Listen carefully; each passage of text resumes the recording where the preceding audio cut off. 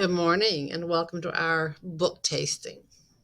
This time, I am not even going to give you the title of the book because sometimes we tend to judge books by the cover, which is okay, and by the title, which is not. And if I tell you the title, you probably wouldn't even pick this book up. So let me give you a little taste. Chapter 1. This is how Kyle Keeley got grounded for a week. First, he took a shortcut through his mother's favorite rose bush.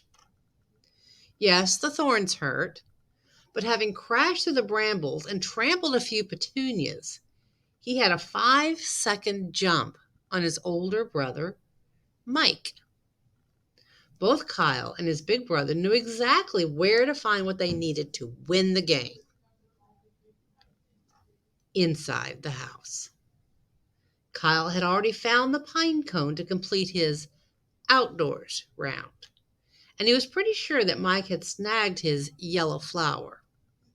Hey, it was June. Dandelions are everywhere. "Give it up, Kyle," shouted Mike as the brothers dashed up the driveway. "You don't stand a chance." Mike zoomed past Kyle and headed for the front door, wiping out Kyle's temporary lead. Of course he did. 17-year-old Mike Keeley was a total jock, a high school superstar. Football, basketball, baseball. If it had a ball, Mike Keeley was good at it. Kyle, who was 12, wasn't the star of anything. Kyle's older brother, Curtis, who was 15, was still trapped over in the neighbor's yard dealing with their dog.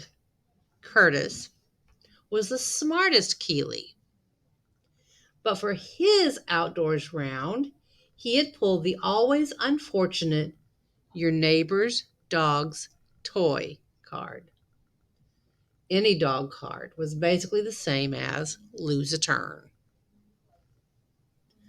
As for why the three Keeley brothers were running around their neighborhood on a Sunday afternoon like crazed lunatics, grabbing all sorts of wacky stuff, well, it was their mother's fault. She was the one who had suggested, if your guys are bored, play a board game. So Kyle had gone down into the basement and dug up one of his all-time favorites, Mr. Lemoncello's indoor-outdoor scavenger hunt. It had been a huge hit for Mr. Lemoncello, the master game maker. Kyle and his brother had played it so much when they were younger.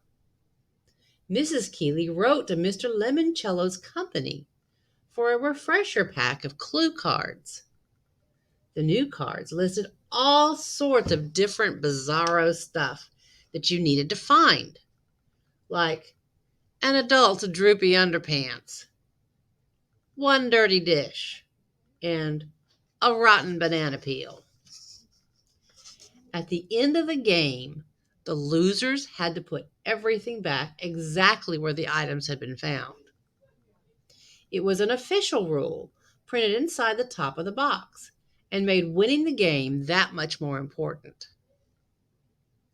While Curtis was stranded next door, trying to talk the neighborhood's Doberman Twinkie out of his favorite tug toy, Kyle and Mike were both searching for the same two items because for the final round, all the players were given the same riddle card. That day's riddle, even though it was a card Kyle had never seen before, had been extra easy.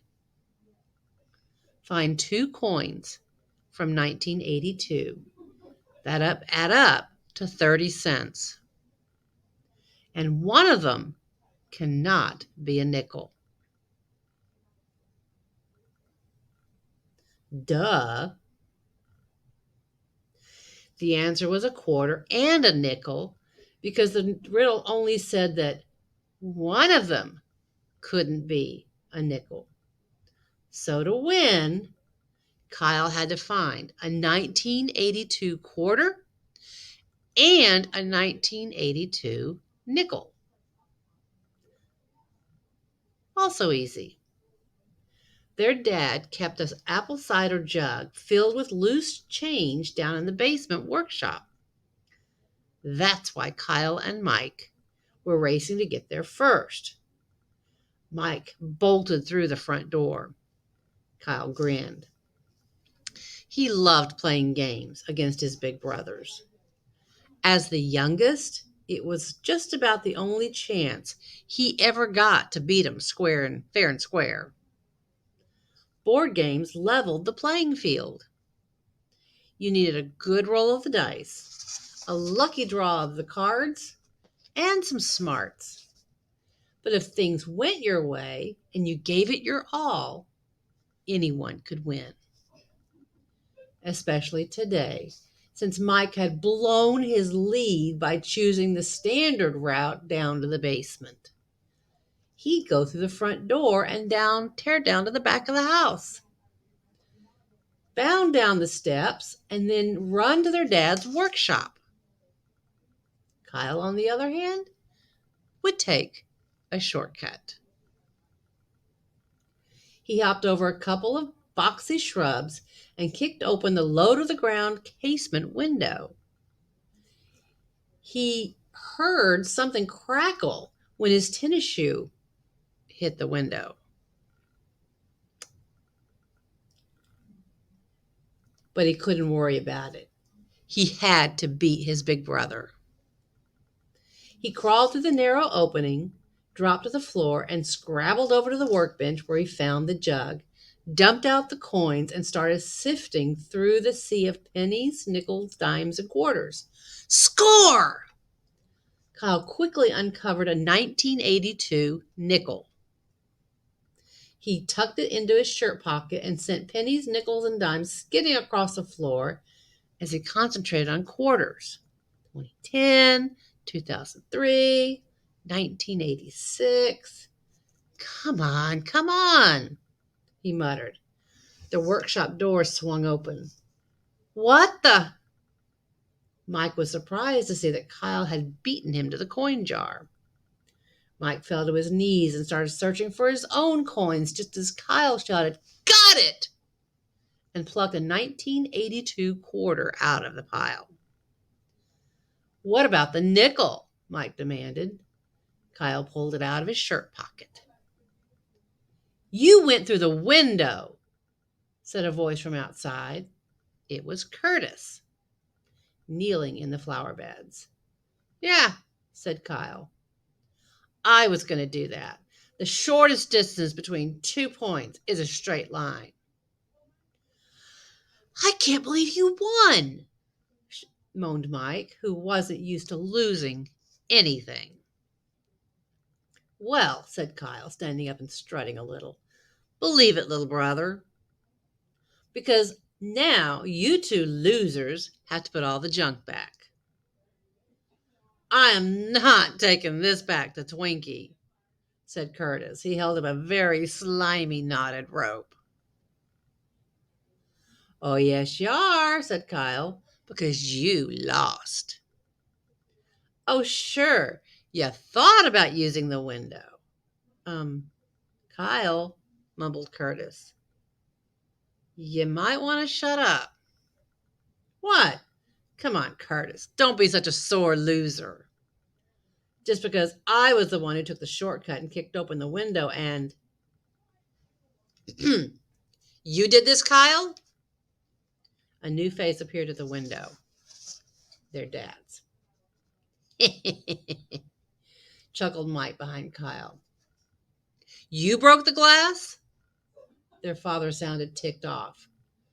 Well, guess who's going to pay to have this window fixed? And that's why Kyle Keeley had 50 cents deducted from his allowance for the rest of the year, and also got grounded for a week. Now, let me give you a little bit more information about this book. Kyle Keeley has 2 older brothers. One is a total jock and the other is a total brainiac. It's tough to come out on top when you're competing against that. But everyone has a fighting chance while playing board games. A good roll of the dice, a lucky draw of the cards, some smarts. Kyle could win the day. But when Kyle learns that the world's most famous game maker has designed the town's new library and is having an invitation-only lock-in on the first night, he's determined to be there. What he doesn't realize is that getting in will be the easy part. Getting out is going to take more than a lucky roll of the dice, a lucky card, and some smarts. And the stakes have never been higher.